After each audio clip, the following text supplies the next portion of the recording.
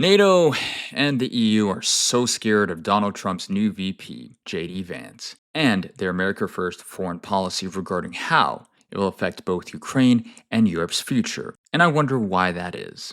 So, the article that I have today is from Politico, titled Trump's VP Pick Spells Disaster for Europe and Ukraine. And I will be breaking it down to show you why they fear J.D. Vance's America First foreign policy. To start this off, the first section of the article goes on by much of Europe was already panicked about a second Donald Trump presidency, worrying the US would cut off aid to Ukraine if he wins in November.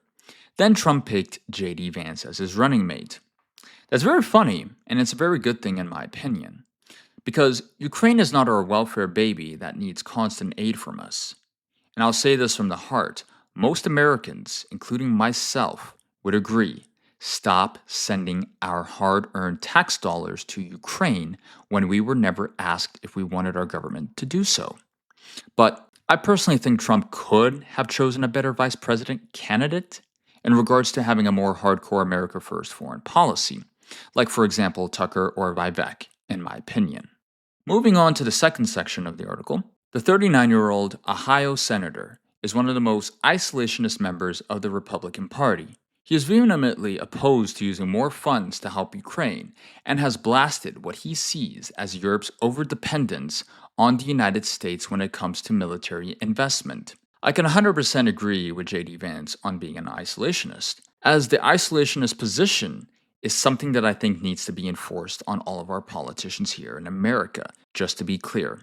The only time one should break it is if the country is attacked and there is no foul play afoot, which would be the most ideal political foundation for America's foreign policy, not just intervening for resources or proxy wars or for our own selfish benefits.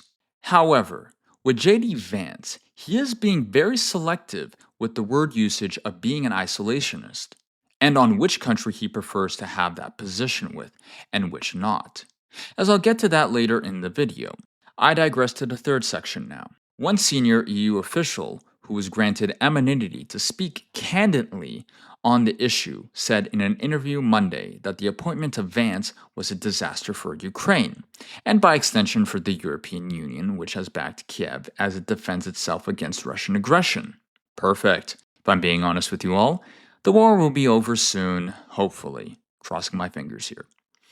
As you can see, the EU and NATO vassal states and its members are definitely starting to realize that they gambled incorrectly and probably will lose on that gamble. Though then comes the question, what will be the aftermath if Ukraine loses? Will NATO disband? Will the EU fall apart? I suspect both NATO and the EU will fall apart. But then again, who knows, right? With how both Trump and J.D. Vance both want to refocus on China and Iran rather than Europe as a whole, which in my opinion is still questionable, as I would still prefer they focus here on America, not anywhere else in the world. But one can only hope, right?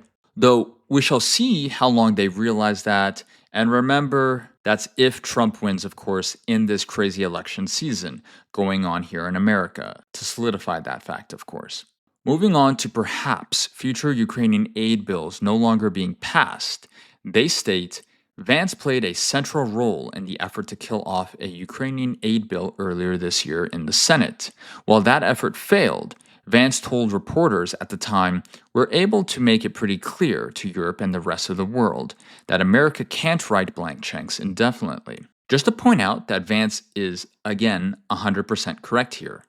This should be pretty clear, as America is not supposed to be the World Bank, even though, yes, for now its currency is still number one for the global trade and value, as it never was designed, again, to be the World Bank at all by the Founding Fathers in their founding of the United States of America, and I'm pretty sure they would be heavily disappointed with what America has become.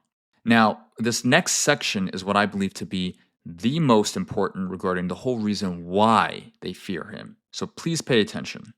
In a lengthy interview with Politico at the Munich Security Conference in February, Vance, an erstwhile Trump critic turned evangelist, set out his stall on why America should not help Ukraine.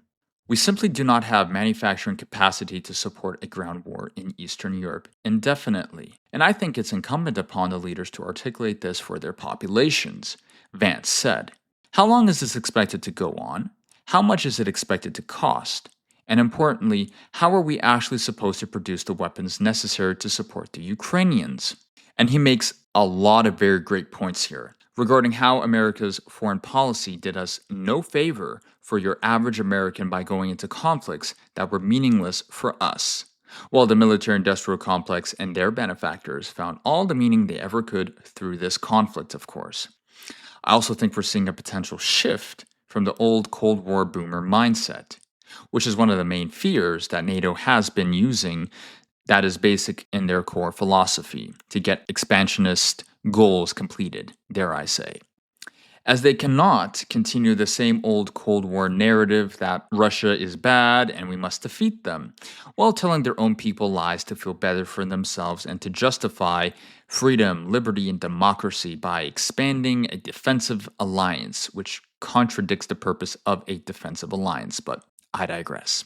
He is also right that America and its allies don't have the production capacity to match Russia's in producing either cheap but effective weapon systems that can save them money and men altogether in the usage, like FPV drones and turtle tanks and etc. that Russia does utilize. And here is the final section on Vance's outlooks on NATO and Europe as a whole. Vance's Trump-style America First foreign policy extends to more general critiques of Europe and NATO as well. In a speech on the Senate floor in April, he blasted Europe for not spending enough on defense. That's the problem. The European Union is relying too much on America to foot all their bills in regards to NATO protection for them. But this does show a major flaw within the European spending budget, since most of their money is allocated into its healthcare and welfare systems, which is why they need us, i.e., America, to foot their bill. Otherwise, they wouldn't be able to keep their army and equipment up to date and ready and have their welfare systems running smoothly at the same time. Now, shifting in the article to how J.D. Vance's views on China and its impact on NATO and the EU. To date, the EU has been less aggressive towards Beijing than the United States when it comes to trade, imposing less onerous tariffs on Chinese electrical vehicle imports than the US, for example. So let's say if Donald Trump and his VP Vance get into the executive role in America, then comes the question of where the EU vassal states will align, since both Trump and Vance would rather focus on China and keeping them in check rather than Russia. This would put the European Union in a problematic position, in my opinion, as they would lose investment projects and import goods from this policy by not being able to trade with China. Tough call for them, but as we can see here, such warnings are troublesome for the European Union, which has been trying to soothe relations between Brussels and Washington under the Biden presidency. Which is why I would suggest the European Union needs to adapt quickly and not get complacent, if the organization wants to stay relevant and have some sort of usefulness on the geopolitical and global economic chessboard, that is. To gather my final thoughts on this subject, the America First policy that both Trump and J.D. Vance are going for, focusing on a new target to stir up more revenue to the military industrial complex and trade benefits for America and perhaps its allies. Though again, I have to ask at what cost? Not to mention to keep in check China as their, new main target and perhaps North Korea as well. And with Iran, as that has been definitely heating up in the past few months. But the main point here is to get Russia on their side by getting them to the negotiating table and making them either stay neutral or go outright against China. In my opinion, I think that ship has definitely sailed a long time ago. However, we shall see what Trump will do, because if he gets elected again regarding the Ukrainian conflict, of course, basically affecting the balance of power dynamic on the geopolitical chessboard, more so in Europe, dare I say. And yes, I'm aware that both Congress and other NATO members will make this plan difficult and put checks and balances to prevent Trump and Vance from enacting that kind of policy plan. Other than that, I would greatly appreciate it if you guys can leave a like and hit the subscribe button. And if you like further topics such as this, again, please hit the subscribe button and I'll be delivering you more videos on these particular topics. You have a great day. Bye, guys.